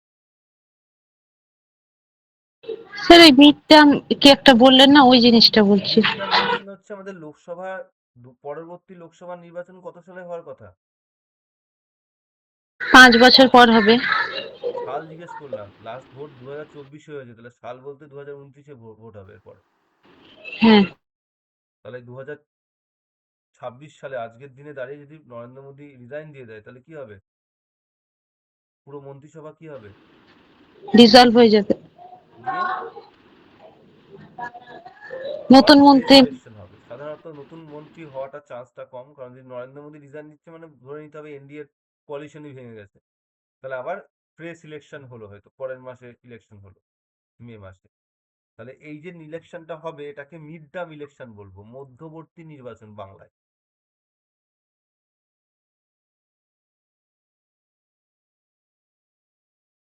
বোঝা গেছে? স্যার আরেকটা কি টার্ম বললেন? মিড টার্ম ইলেকশন, আরেকটা কি বললেন? বললাম যে ধরো অভিষেক বন্দ্যোপাধ্যায় তার পদ থেকে রিজাইন দিল, মানে এমপি পোস্ট থেকে। তাহলে অভিষেক বন্দ্যোপাধ্যায়ের ওই পোস্টে আবার 6 মাসের মধ্যে ভোট করাতে হবে। ওই যে ভোট করাবে ওটাকে বলা হবে উপনির্বাচন, বা ইংরাজিতে বাই ইলেকশন। কোন একটা পার্টিকুলার মন্ত্রী যে বলে সেক্ষেত্রে ওই উপনির্বাচনটা হবে স্যার? অভিষেক বন্দ্যোপাধ্যায় কি মন্ত্রী? না স্যার, তাহলে কি সে? নেতা। তাই? এমপি নয়? এমপি। তো এমপি পোস্ট যদি একটা ভ্যাকেন্ট হয় তাহলে সেই একটা এমপি পোস্টের ভ্যাকেন্টের জন্য, বা 10টা যদি এরকম এমপি পোস্ট ভ্যাকেন্ট হয় তাহলে 10টা এমপি ভোটের জন্য যে ভোট হবে সেটা উপনির্বাচন। আর যদি পুরো লোকসভার নির্বাচন হয় তখন সেটাকে বলবো mid term election. Mid term election. Clear sir. এটাও পার্লামেন্টের ক্লাসে পড়ানো হয়েছে। আচ্ছা, ব্যাক করি আমরা আবার। অনাস্থা প্রস্তাব সবসময় পাশ হলেই যে সরকার পড়ে যাবে, তার কনফিডেন্স চলে যাবে এরকম নয়। আরো অনেকগুলো ঘটনা আছে যেগুলো ঘটলেও এটা প্রুভ হবে যে সরকারের মেজরিটি নেই বা কনফিডেন্স নেই। কি কি? মানি বিল রিজেক্ট হয়ে গেছে পাশ করাতে গিয়ে, পাবলিক বিল রিজেক্ট হয়ে গেছে পাশ করাতে গিয়ে, ফাইন্যান্স বিল, যেটা মানি বিলের মতো বৈশিষ্ট্য সম্পন্ন ফাইন্যান্স বিল, সেটার ক্ষেত্রে রিজেক্ট হয়ে গেছে পাশ করাতে। বা ফ্লোর টেস্ট হয়েছে, ফ্লোর টেস্টে রিজেক্ট হয়ে গেছে, ফ্লোর টেস্টে পাস করতে পারেনি, এগুলোর ক্ষেত্রেও সরকারকে রিজাইন দিয়ে দিতে হবে। নিয়ম হচ্ছে সরকার মানে প্রধানমন্ত্রী রিজাইন দিয়ে দেয়, না দিলে তখন রিমুভ করে দিতে হয় প্রেসিডেন্ট। 78 আর্টিকেলের মধ্যে ডিউটি দেওয়া আছে প্রাইম মিনিস্টারের অনেকগুলো দায়িত্ব। প্রধান দায়িত্ব হচ্ছে রাষ্ট্রপতির সঙ্গে প্রত্যেকটা বিষয়ে কমিউনিকেট করা, প্রশাসনিক বিষয়ে। দ্বিতীয়ত, রাষ্ট্রপতি কোনো ইনফরমেশন চাইলে সেই ইনফরমেশনটাকে প্রোভাইড করা। 3 নম্বর হচ্ছে যদি কোনো বিষয়ে রাষ্ট্রপতি ফেরত দিয়ে দেয় আরেকবার ভেবে দেখার জন্য, তাহলে সেটাকে পুনরায় রাষ্ট্রপতির কাছে সিদ্ধান্ত বদল করে বা একই রেখেছে দেওয়া, সেটাও প্রধানমন্ত্রীর দায়িত্ব। এই তিনটে হচ্ছে ক্লজ ABC। 78-এ কোনো 1-2 নেই, ABC ক্লজ আছে। এই ক্লজের উপর বেস করে এবার যেগুলো, এগুলো কোনো ক্লজ না, এগুলো পয়েন্টস মনে রাখার জন্য। তার উপর বেস করেই পয়েন্টস গুলো করা হয়েছে। 1 নম্বর পয়েন্ট বলছে প্রধানমন্ত্রী হচ্ছেন রিয়েল এক্সিকিউটিভ হেড, অলরেডি বলেছি এটা আমি তোমাদের। উমা ডিফ্যাক্টই, হ্যাঁ ঠিক স্যার। আছে, এখানে দেওয়াও আছে। হ্যাঁ আমি বলেও থাকি ক্লাসে, যদি স্লিপ অফ টাং হয়ে থাকে, আমার জানা নেই কি করেছিলাম, ভিডিওটা একবার দেখতে হবে তাহলে আমাকে। স্যার, আমি তুমি একবার কোশ্চেনটা দেখে আমি তো আপনাকে বলবো স্যার। দিও। Chief link between the UCOM and the president of India, এটা অলরেডি বুঝিয়েছি কিভাবে প্রধান যোগসূত্রে কাজ করেন তিনি। পোর্টফোলিও বলেছিলাম, পোর্টফোলিও মানে কি, এখানে মন্ত্রকগুলোর দায়িত্ব বন্টন করে দেয়, যে অমিত শাহ স্বরাষ্ট্র মন্ত্রক পাবে, রাজনাথ সিং ডিফেন্স মিনিস্টার পাবে, ওদিকে জয়শঙ্কর তাকে বিদেশ মন্ত্রক দেওয়া হবে, এগুলো সব তিনি করে দিয়েছেন। মানে বলে দিয়েছেন যে কে কোন মন্ত্রী হবে, দায়িত্ব দেওয়ার তো সেটা প্রেসিডেন্টের কাজ ছিল। কিছু নির্দিষ্ট ক্ষেত্রে তিনি প্রধান প্রিসাইডিং অফিসার হিসেবে কাজ করেন, চেয়ারম্যান বা সভাপতি হিসেবে কাজ করেন। কোথায়? ইউনিয়ন ক্যাবিনেটে, ইউনিয়ন কাউন্সিল অফ মিনিস্টারে, ইন্টারস্টেট কাউন্সিলে, ন্যাশনাল ডেভেলপমেন্ট অথরিটিতে, জাতীয় উন্নয়ন পর্ষদ,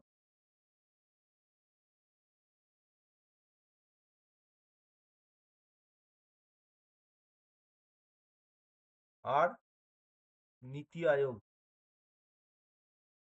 এগুলো সব হচ্ছে তিনি সভাপতি হিসেবে কাজ করেন।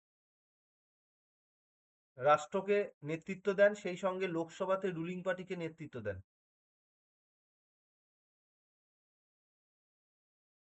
তো এগুলো সব হচ্ছে প্রধানমন্ত্রীর দায়িত্ব। এই জন্য প্রধানমন্ত্রীকে রাষ্ট্রের প্রধান রূপকার বলা হয়। একটু আগে বলেছিলাম যে ওই same council of minister swim and sings together, ওই রকমই একটা টার্ম সেন্টেন্স লেখা আছে, minister fall and stand together. যদি থাকে একসঙ্গেই থাকবে, আবার যদি ডোবে তাহলে একসঙ্গে ডুববে, বা দাঁড়িয়ে থাকলে একসঙ্গে থাকবে, যদি ফল করে তাহলে একসঙ্গে ফল করবে। এটা কাকে ইন্ডিকেট করে? Collective responsibility. responsibility. The feature of which types of governmental system? Parliamentary. Parliamentary. Parliamentary system. Sir তাহলে স্টেটের ক্ষেত্রেও তাই হবে, চিফ মিনিস্টার এবং তার কাউন্সিল অফ মিনিস্টারদের ক্ষেত্রেও? Same, একই রকম। Primus inter pares, এটা ল্যাটিন ফ্রেজ, এটার মানে হচ্ছে PM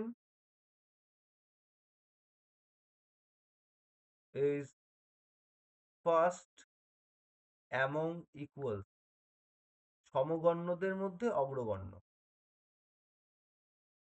এটা দিয়েও কোশ্চেন দেয় যে what is the meaning of primus inter pares. সমগণ্যের মধ্যে অগ্রগণ্য মানে প্রধান প্রায়োরিটি ওনার, সেটা? দেখেছো তো ট্রেন, হ্যাঁ, ট্রেনের সব থেকে ইম্পর্টেন্ট বগি কোনটা? প্রথমেরটা। মানে ইঞ্জিনটা। হ্যাঁ। শুধু ইঞ্জিন চললে তাকে ট্রেন বলা যাবে? না, ফুল বডি চলতে হবে।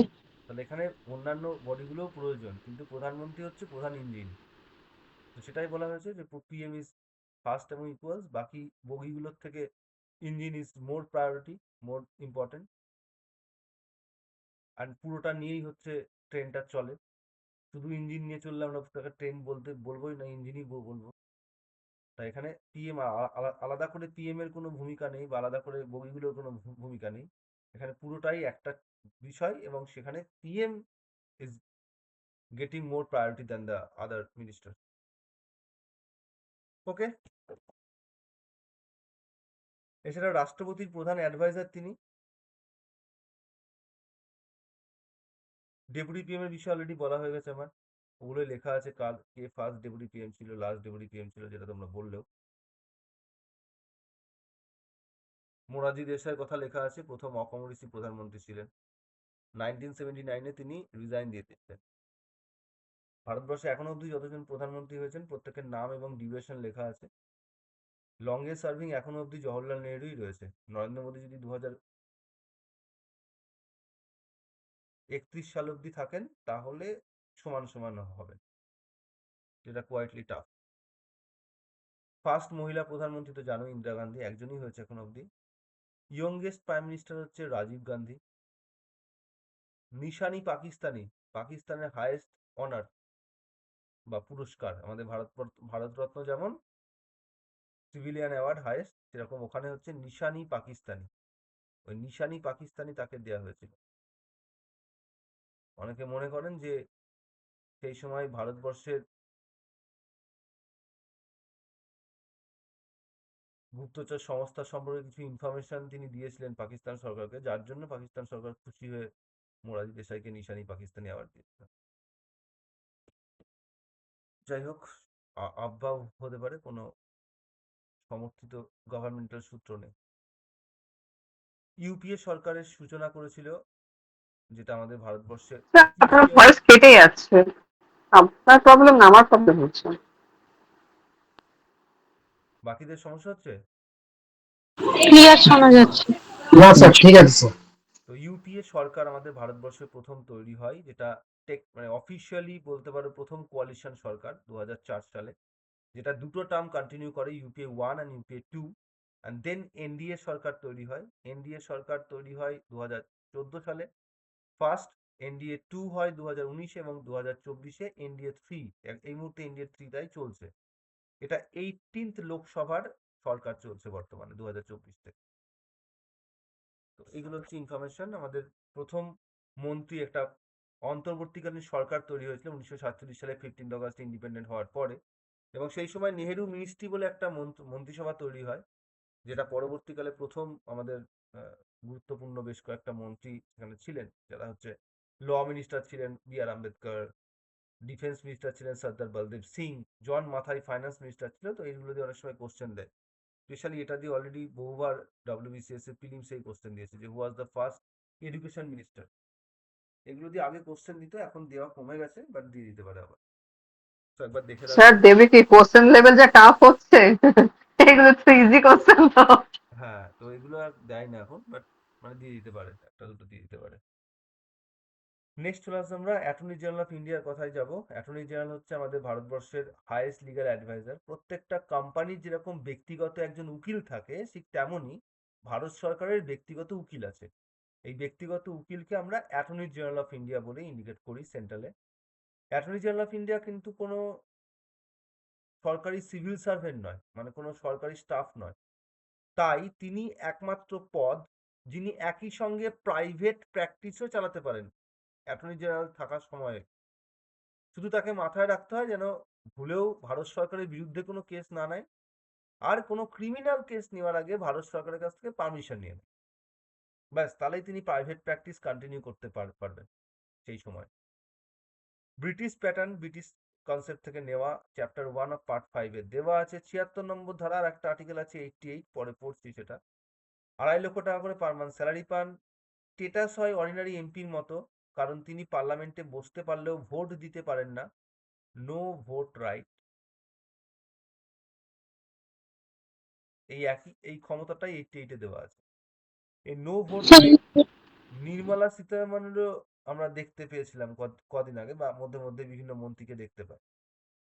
নির্মলা সীতারামনকে কোথায় দেখতে পেলাম? ভোটিং রাইট ছিল না, যখন বাজেট পেশ করলো, বাজেট পেশ করার পরে যখন ভোটিং হলো, সেই ভোটিংয়ে লোকসভাতে বসে নির্মলা সীতারামন কোনো ভোট দিতে পারলেন না। কেন পারলেন না? কারণ নির্মলা সীতারামন রাজ্যসভার মেম্বার।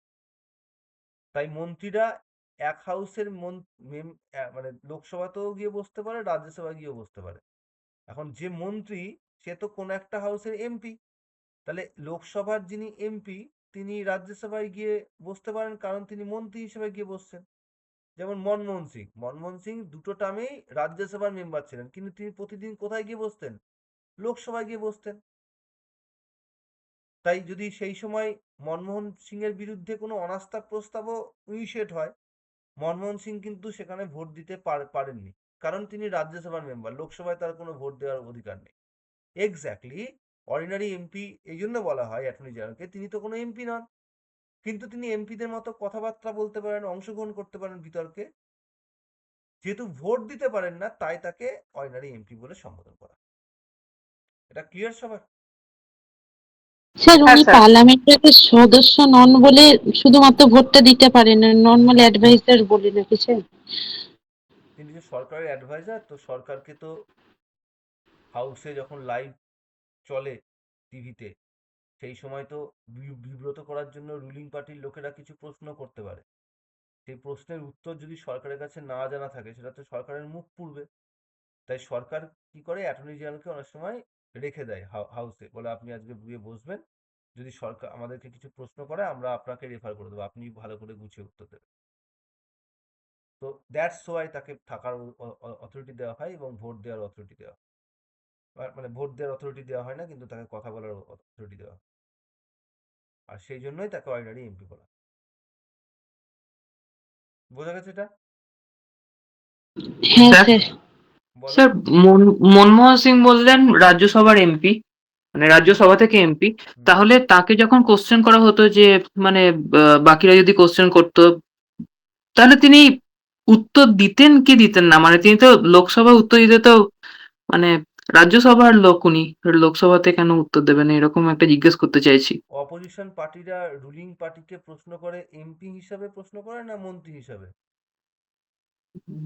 মন্ত্রী হিসেবে করবে। তা যখন মনমোহন সিং লোকসভায় গিয়ে বসতেন, তিনি ওখানে মন্ত্রী হিসেবে বসতেন না এমপি হিসাবে? মন্ত্রী হিসেবে বসবেন। তাহলে প্রশ্ন করতেন? হ্যাঁ, হ্যাঁ, মানে উত্তরও দেবেন, ঠিক, হ্যাঁ। চলে আসবো, আমরা এখানে স্ট্রাকচারটা একবার দেখিয়ে দিয়েছি। ফার্স্ট ল অফিসার, যিনি অ্যাটর্নি জেনারেল অফ ইন্ডিয়া, আমরা জেনেছি একটু আগেই, যিনি অ্যাডভাইস করেন মন্ত্রিসভাকে, মন্ত্রিসভা তারপরে সেই অ্যাডভাইসটা করেন রাষ্ট্রপতিকে, এবং সেভাবেই প্রত্যেকটা কাজ হয়। এর আগেও একটা স্টেপ আছে, সেটা হচ্ছে একজন সলিসিটর জেনারেল অফ ইন্ডিয়া আর 4 জন additional solicitor general of India নিয়ে আর একটা টিম থাকে, যারা আবার অ্যাটর্নি জেনারেল অফ ইন্ডিয়াকে অ্যাসিস্ট করে। যেহেতু এজিআই কে আমরা ফার্স্ট ল অফিসার অলরেডি বলে দিয়েছি, তাই এখানে এসডিআই যেহেতু মানে সলিসিটর জেনারেল অফ ইন্ডিয়া যেহেতু এই টিমটাকে অ্যাসিস্ট করছে, তাই তাকে আমরা সেকেন্ড ল অফিসার বলি। এই মুহূর্তে ভারতবর্ষে অ্যাটর্নি জেনারেল হচ্ছেন আর ভেঙ্কট রমানি। 2022-এর অক্টোবর থেকে তার সূচনা হয়েছে। সরকার চেঞ্জ হয়ে গেছে, তবুও তিনিই রয়েছেন। এমসি সেটেলমেন্ট ভারতবর্ষের প্রথম এজিআই, ইনি 14th এজিআই আর ভেঙ্কট রমানি। আর সলিসিটর জেনারেল আমাদের ভারতবর্ষে তুষার মেহতা রয়েছেন অনেকদিন ধরে, 2018 সাল থেকে। দেখেওছে মনে হয় অনেকবার, অনেক কেস লড়ে, আমাদের পশ্চিমবঙ্গের সঙ্গে অনেক কেস চলে, তুষার মেহতাই সেখানে প্রেজেন্ট থাকে অনেক সময়। এই সলিসিটর জেনারেলের যে পোস্টটা, সেটা একটা নন স্ট্যাচুটরি এক্সট্রা কনস্টিটিউশনাল পোস্ট। পরবর্তীকালে এটাকে স্ট্যাচুটরি স্ট্যাটাস দেওয়া হয়েছে। তাহলে এখন যদি বলে, তাহলে এটাকে আমরা স্ট্যাচুটরি স্ট্যাটাসই বলবো, না স্ট্যাচুটরি পোস্টই বলবো। অরিজিনালি দিজ আর, মানে সলিসিটর জেনারেল অফ ইন্ডিয়ার কথা বলছে, তো ছেড়ে দাও। It was a non statutory extra constitutional post. Presently এটা হচ্ছে statutory post. Indian law officer অ্যাক্টের মাধ্যমে এটাকে স্ট্যাচুটরি স্ট্যাটাস দেওয়া হয়েছে। স্যার স্ট্যাটুটরি এবং নন স্ট্যাটুটরিটা কি স্যার? ফার্স্ট ক্লাসের ভিডিও দেখো। করেছিলাম, সেই ফার্স্ট ক্লাসের বেসিক কনসেপ্টের ক্লাসে বোঝানো আছে যে সংবিধান বহির্ভূত যে পদগুলো হয়, সেগুলো আইদার আইনের মাধ্যমে তৈরি হয় অথবা প্রশাসনিক সিদ্ধান্তের মাধ্যমে তৈরি হয়। আইনের মাধ্যমে তৈরি হলে সেটাকে স্ট্যাচুটরি পোস্ট বলা হয়, আর প্রশাসনিক সিদ্ধান্তের মাধ্যমে তৈরি হলে নন স্ট্যাচুটরি পোস্ট বলা হয়।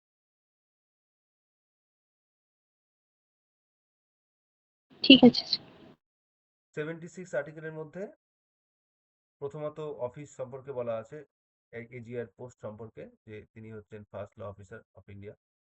অ্যাপয়েন্টমেন্টে বলা হচ্ছে প্রেসিডেন্ট অ্যাপয়েন্ট করবেন, এ বিষয়ে পিএম তাকে অ্যাডভাইস করবে, এবং সুপ্রিম কোর্ট থেকে রেকমেন্ড করে দেয় যে কোন লোকটা ভালো অ্যাডভাইস করতে পারবে।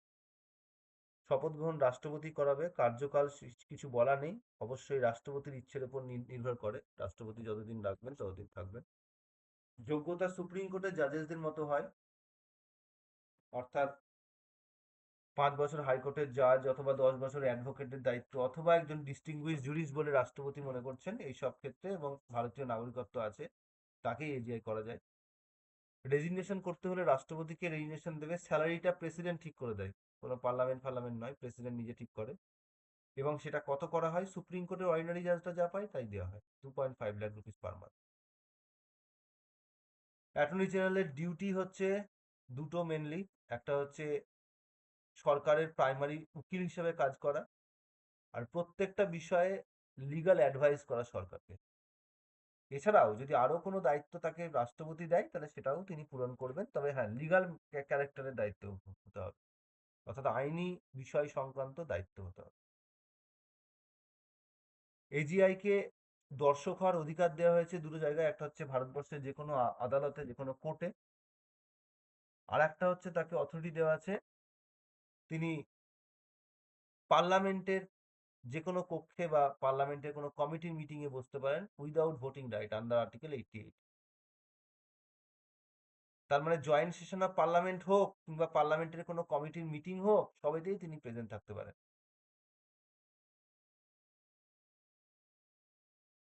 এজিআই কে কিছু ক্ষেত্রে লিমিটেশন দেওয়া হয়েছে, প্র্যাকটিসের ক্ষেত্রে আমি বলছিলাম যেগুলো, যে তিনি কখনোই সরকারের বিরুদ্ধে কোনো মামলা নিতে পারেন না,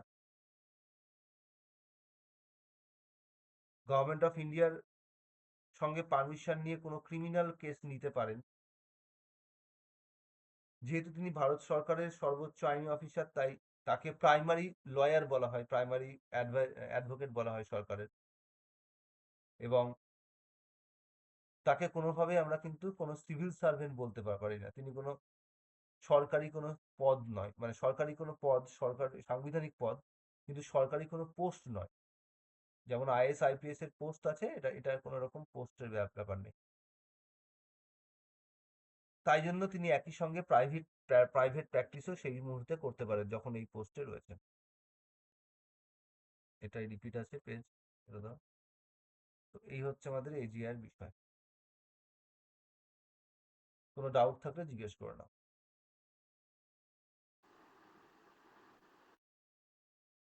ইউকম এজিআই পড়া হয়ে যাওয়া মানে এবার আমরা পড়বো হচ্ছে প্রেসিডেন্ট অফ ইন্ডিয়া আর vice president of India next উইকের ক্লাসে।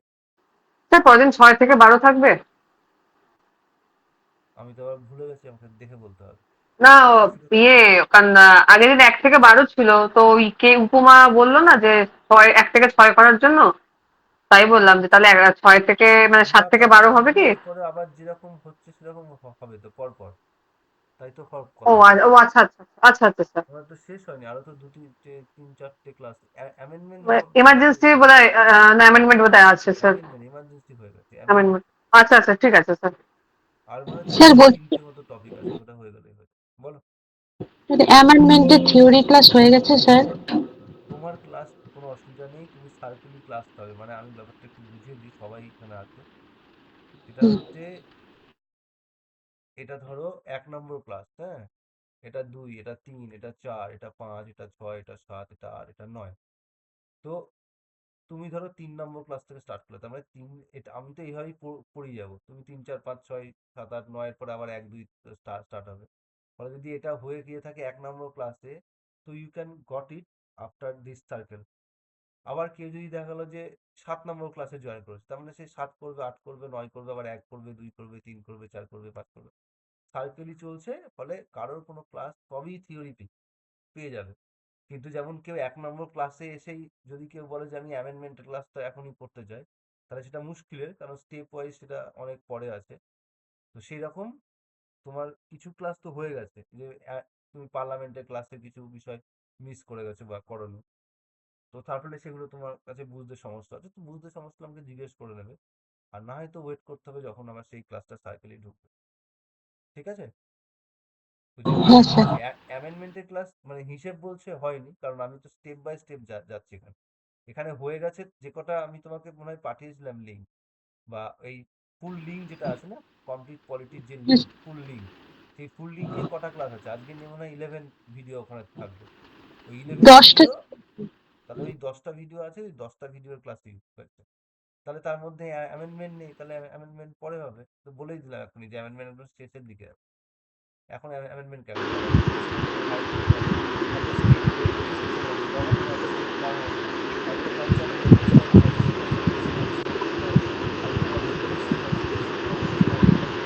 এরকম ফার্স্ট ক্লাস থেকে মানে যেসব দেওয়া আছে, এই 4টে হবে, 4টে স্যার ক্লাস দেওয়া আছে। এমসিকিউ এর ক্লাসটাও কি এভাবেই চলবে? এমসিকিউ এর ক্লাসটা করেছি, এমসিকিউ ক্লাসে আমাকে 19 নম্বর দেয়নি, কারণ